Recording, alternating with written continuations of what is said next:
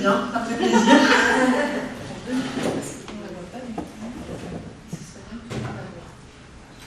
Ok, super.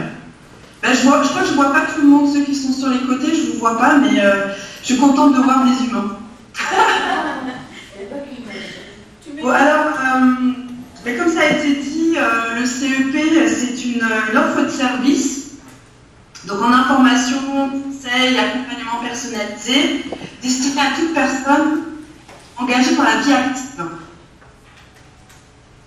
Et l'objectif de ma communication, c'est de mettre au jour les interprétations de la directive de l'accompagnement au développement de l'autonomie du bénéficiaire et de montrer en quoi il y a de l'intelligence professionnelle en situation face en fait à cette nouvelle norme relation d'aide. Alors, dans le plan que je vais présenter rapidement, je présenterai une partie de texte sur le CP et les problématiques en termes d'interprétation par les conseillers de cette directive.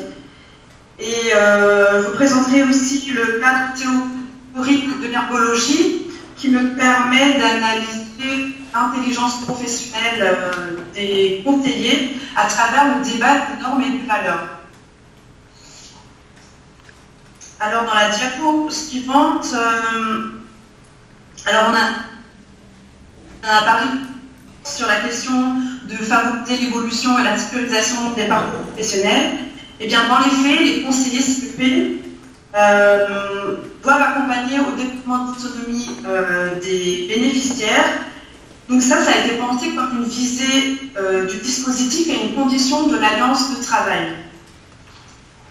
Et donc cette prescription de mise en autonomie des personnes actives a ceci paradoxal en fait que dans les textes, ils sont très peu explicites sur la manière d'opérationnaliser cet accompagnement-là. On voit juste, alors dans le diaporama suivant, je présente que celle-là sur les textes du CEP, des évolutions notables dans le deuxième guide repère de 2017, où on trouve en fait des nouvelles occurrences qui viennent montrer une distinction entre les tâches que le bénéficiaire est capable de faire seul ou avec un conseiller, de faire seul ou qui serait incapable de faire seul. Et donc les entretiens qu'on a déjà analysés dans le cadre de la recherche qui a été dirigée par Maria a permis de mettre au jour justement l'ambiguïté des niveaux d'interprétation de cet accompagnement à l'autonomie et qui pose donc justement la question de l'appropriation de cette prescription.